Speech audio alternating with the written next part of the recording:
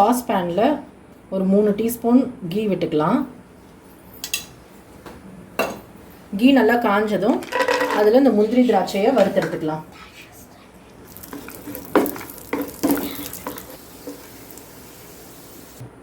இப்போ அதே நெய்யில் ஒரு கேரட்டை துருவி எடுத்து வச்சுருக்கிறேன். அந்த கேரட் எடுத்து நல்லா வதக்கி எடுத்துருங்க.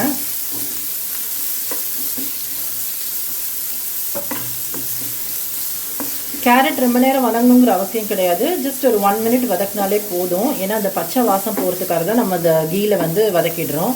இது நான் கேசரி வந்து நம்ம சாதாரணமாக வெறும் ரவையில் செய்வோம். ரவையோட வந்து நம்ம அந்த கேரட்டையும் சேர்த்து செஞ்சோம்னா குழந்தைங்களுக்கு கொடுக்கும்போது ரொம்ப ஹெல்த்தியாகவும் இருக்கும்.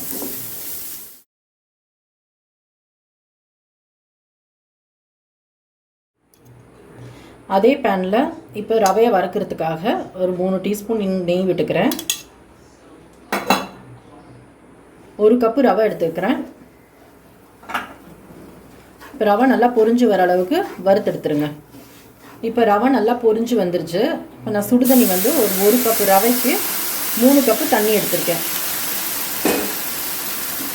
கட்டி இல்லாமல் நல்லா கரைச்சி விட்டுக்குங்க. நல்லா கரைச்சி ரவை வந்து வெந்து வரணும். நல்லா வெந்து வந்ததுக்கு அப்புறமா நம்ம அந்த அரைச்சி வச்சுருந்த கேரட் பேஸ்ட்டை இதோட சேர்த்துக்கலாம். அரைச்ச கேரட்டையும் இப்போ இதோட சேர்த்துக்கலாம். அதோட கொஞ்சமாக தண்ணியை மிக்ஸ் பண்ணி எடுத்துக்கோங்க. இப்போ இந்த மாதிரி நம்ம கேசரி செய்கிறதுனால நம்ம அதுக்கு கலர் எதுவுமே கொடுக்க வேண்டிய அவசியம் இல்லை. அதாவது ஃபுட் கலர்ஸ் எதுவுமே நம்ம சேர்க்க வேண்டியதில்லை. இந்த கேரட்டில் இருக்க ஒரிஜினல் கலரே வந்து நல்லா உங்களுக்கு கலர்ஃபுல்லாக இருக்கும்.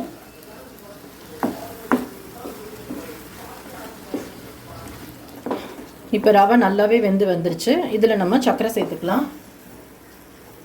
நான் 1 கப்பு ரவைக்கு 1.5 கப்பு சுகர் சேர்த்துக்கிறேன்.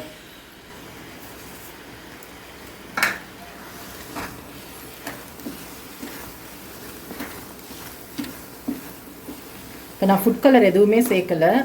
ஒரே ஒரு கேரட் தான் நான் வதக்கிட்டு அரைச்சேன். இப்போ எவ்வளோ கலர்ஃபுல்லாக இருக்குது பாருங்கள். வெஜிடபிள்ஸ் சாப்பிட்லையே அப்படிங்கிற கவலையே வேண்டாம் குழந்தைங்கள்லாம்.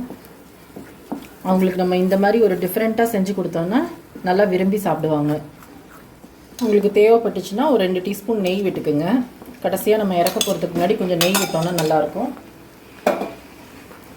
வறுத்து வச்சுருந்த முந்திரி திராட்சையும் இதோட சேர்த்துக்கிறேன்.